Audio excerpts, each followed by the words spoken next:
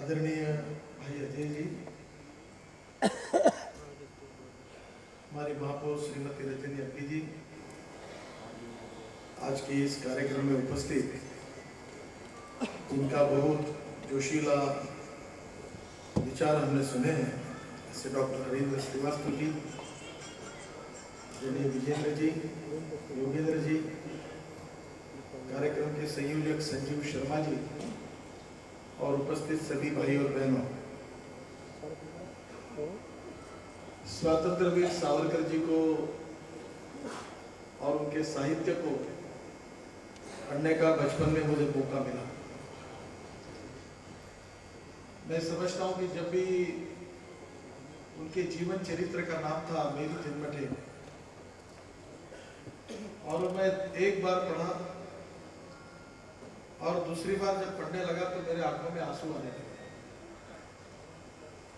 सावरकर जी ने अपना संपूर्ण जीवन देश के लिए समर्पित किया था।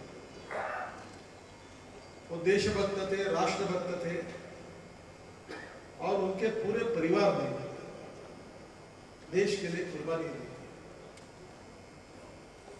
कभी कभी मुझे ऐसा लगता है कि अगर सावरकर बड़े नहीं है तो इस देश में कोई व्यक्ति बड़ा नहीं हो सकता।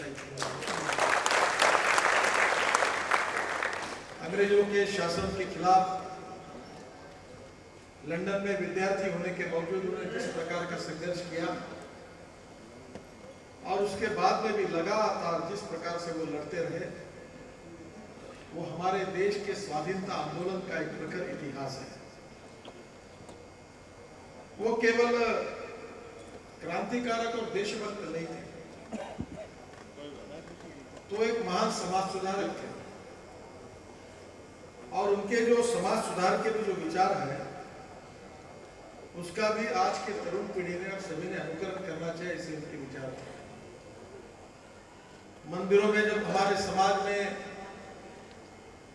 समाज के कुछ बंधुओं को जाने के लिए आपत्ति उठाई जाती थी, तब सावरकर जी ने नासिक के कालाराम मंदिर के दरवाजे सभी समाज के लिए खोले हुए। इसके लिए उन्होंने आंदोलन किया और समाज में कहा कि छुआछूत, अस्पृश्यता और जातिवाद समाज से नष्ट होना चाहिए।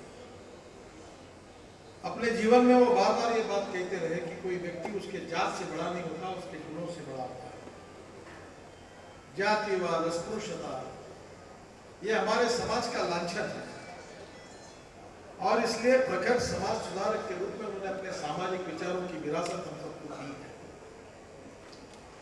देशभक्ति के विचारों से प्रेरित होकर अपने संपूर्ण जीवन उन्होंने दिया, उनके भाइयों ने दिया।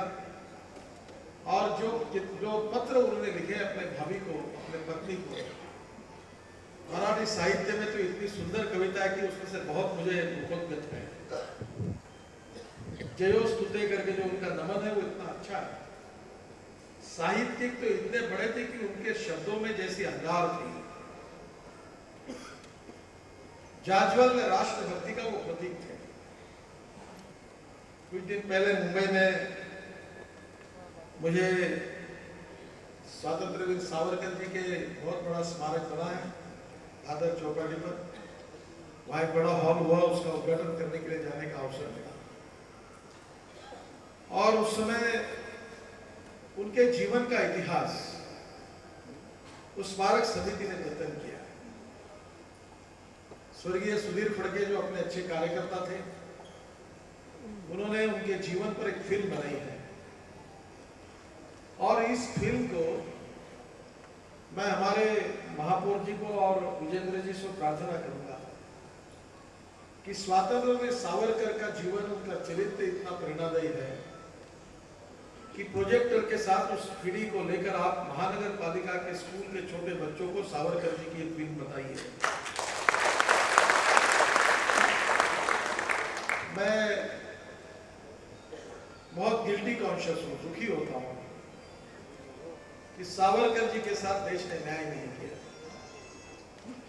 जिस व्यक्ति ने अपने संपूर्ण जीवन को देश के लिए न्यौछावर कर दिया, उसके फोटो का अनावरण जब पार्लियामेंट में हुआ, उसको लेकर जिस प्रकार की राजनीति देश में हुई, वो हमारे देश के इतिहास के लिए बहुत दुर्भाग्यपूर्ण है।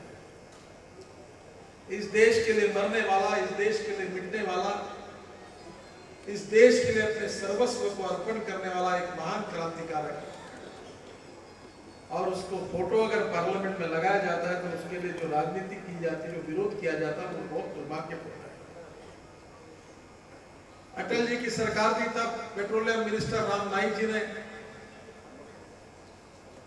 अंडमान में उनका एक जो वहां पेट्रोलियम मिनिस्ट्री ने जो स्मारक तैयार किया था, उसमें जो उसकी जो कविता उनकी लिखी गई थी वो निकाली गई, वो लिखा गया, वहां से निकाला गया।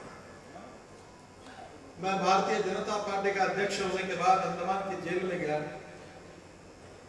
वहां रात को लाइट एंड साउंड शो होता है।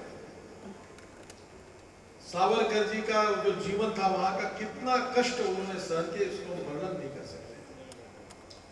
कितनी यातनाएं उन्होंने सहन की, वो कभी हम लोग अगर सुनेंगे तो भी आंखों में आंसू आएंगे। जब कोर्ट ने उनको पूछा कि आपको 2 बार जन्मठित हुई है, तब उन्होंने कहा कि ठीक है, पर जितने दिनों तक आप थोड़ी इस देश में रहने वाले हो। अंग्रेजों के साथ हिम्मत के साथ लड़े, परिवार का कभी विचार नहीं किया। उनका भाई, उनका परिवार, सबको इतना इतना तकलीफ दी गई। 47 के पहले तो तकलीफ दी गई क्योंकि उस समय तो अंग्रेजों का राज था, पर 47 के बाद में उनको भी जिस प्रकार की तकलीफ दी गई वो बहुत दुर्भाग्यपूर्ण इतिहास है। सावरकर जी एक व्यक्ति के रूप में हमारे बीच में नहीं है, पर मैं विशेष रूप से युवा मोर्चा के युवा कार्यकर्ताओं को आह्वान करूंगा, अगर सावरकर जी को आपने अगर नहीं पढ़ा होगा, उनके 2-3 किताबें जरूर पढ़ी है। मेरी जन्मठित को जरूर पढ़ी है। अगर एक बार अगर ये किताब आप पढ़ोगे तो मुझे नहीं लगता कि आपको सब विचार समझ में आएंगे। राष्ट्रभक्ति का विचार क्या है, देशभक्ति का विचार क्या है, ये पूरा 1 मिनट में आपको समझ में आएगा। इतना पूरा भावार्थ उसमें है। उनकी कविताएं बहुत श्रेष्ठ है। जब वो सागर से, जब वो जहाज से नीचे गए तो उन्होंने अपने जीवन में उस प्रकार की जो कविता लिखी, उनके मन की भावना की। मराठी में ने मजसी ने परत मातृभूमीला सागरा प्राण तळमळला प्राण तळमळला प्राण तळमळला, ने मजसी ने परत मातृभूमीला। वो जो दूर थे तो सागर को वो कह रहे थे कि मुझे फिर से मेरे मातृभूमि को ले जाओ। मेरा प्राण जो है, मुझे बहुत तकलीफ हो रही है, अस्वस्थता हो रही है, मुझे मेरे देश को, मेरे मातृभूमि की तरफ ले जाओ। उनका एक एक शब्द, इतनी शक्ति है उसमें कि हमारे में से हजारों लाखों कार्यकर्ता को जीवन जीने की प्रेरणा दे सकता है। और मुझे लगता है कि हम सब भारतीय जनता पार्टी के कार्यकर्ता